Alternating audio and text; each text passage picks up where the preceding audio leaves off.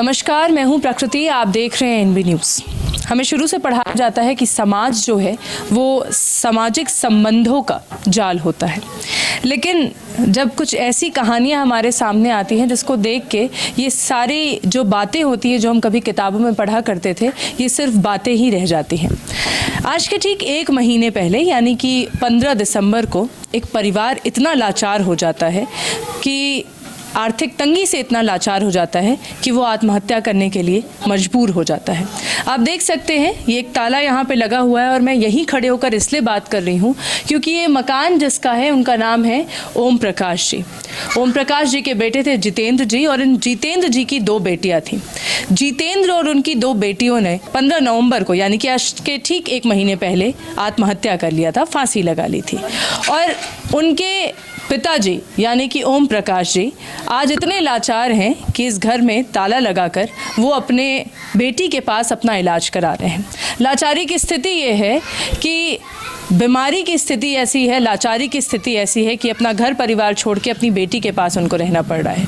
और उस समय में यानी कि आज के ठीक 1 महीने पहले उनसे तमाम बड़े बड़े दावे किए गए थे कि आपको आर्थिक जो भी सहायता होनी है वो सभी आर्थिक सहायता आपको दी जाएगी, लेकिन कोई भी आर्थिक सहायता अभी तक उनके पास नहीं पहुंची है। ये ठीक बगल में उनका एक और परिवार रहता है, उनसे भी बात करते हैं, जानते हैं किस तरीके के आश्वासन उस समय उनको मिले थे और आखिर में वो जितनी भी बातें उस दौरान की गई वो धरातल पर कितनी उतर पाई हैं। क्या नाम है आपका? निशा श्रीवास्तव।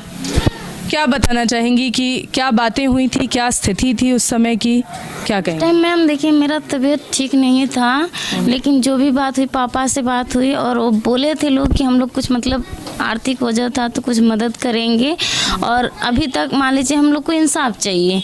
जो कुछ ऐसा बात हुई है वो मान लीजिए कि रिपोर्ट और मोबाइल बता सकती है। अगर आर्थिक तंगी भी था तो आखिर इसकी वजह कौन है? सर चाहती क्या है आप और आप इनकी क्या लगती हैं? ओम प्रकाश जी की आप क्या? छोटी बहू हैं। आप छोटी बहू हैं।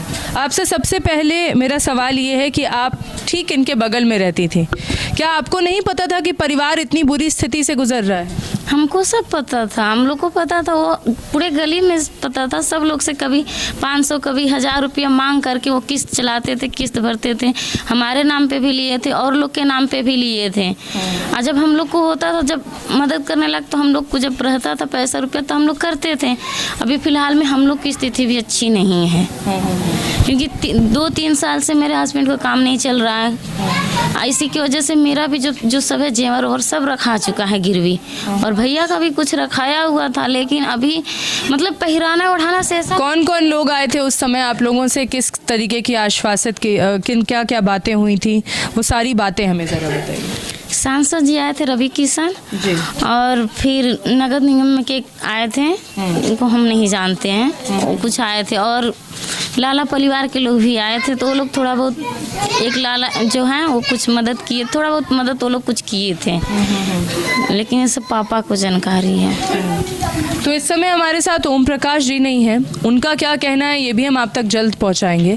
लेकिन आपको बता दें कि जिस दिन ये पूरा परिवार आत्महत्या किया है उस दिन ओम प्रकाश जी के पास मात्र 130 रुपए थे।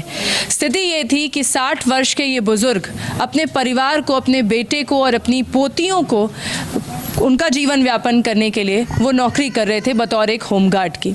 उनका ये भी कहना है, उन्होंने एक हाल ही में एक रिपोर्ट में कहा है कि स्थिति ऐसी थी 130 रुपए होने के बाद से उनको ऐसा था कि कोई आसपास के लोग उनको सहायता नहीं दे रहे हैं, इसलिए रणधीर मिश्रा जो कि उस समय के यहाँ पे शाहपुर पे इंचार्ज थे, एसओ थे, उन्होंने ही परिवार की सहायता की उस समय और जो भी क्रियाकर्म का काम था वो हो पाया। ऐसे में सवाल एक बहुत बड़ा यहाँ पे ये खड़ा होता है कि जितने भी सोशल वर्कर्स हैं और ये वीडियो जो लोग देख रहे हैं उनके लिए भी एक संदेश है कि आखिर जो ये बड़े बड़े दावे करके आप चले जाते हैं, वो दावे अगर आप करके ना जाते, यहाँ तक पहुँचा जाते, तो ये बातें इस तरीके से सामने नहीं आ रही होती। एक परिवार जो पहले से इतने बड़े सदमे से गुजर रहा है, उस सदमे के बाद से आज ये स्थिति सामने आना एक बहुत बड़ा सवाल कहीं हम सबके लिए खड़ा हो जाता है। उन सोशल वर्कर्स के लिए भी एक बड़ा सवाल है है कि जो बड़े बड़े दावे वो करते हैं कि हम हर ज़रूरतमंद की सहायता करेंगे, वो सहायता क्या सिर्फ सोशल मीडिया तक ही सीमित है या धरातल तक भी उतरती है। मेरा इस वीडियो के माध्यम से उन सभी लोगों से अनुरोध है कि जिन्होंने भी इस परिवार की सहायता करने की बात की थी वो इस परिवार को सहायता पहुंचाए, और आसपास में समाज में अगर कहीं पे भी आपको लगता है कि ऐसी कोई स्थिति किसी की दिखाई दे रही है तो ढांढस बांधिए, उनको मजबूत करिए, और आपको लगता है कि उनके तक कुछ बेहतर सहायता पहुंच सकती है तो वो सहायता ज़रूर पहुंचाइए। फिलहाल में आप हमारे साथ बने रहिए, देखते रहिए NB न्यूज़।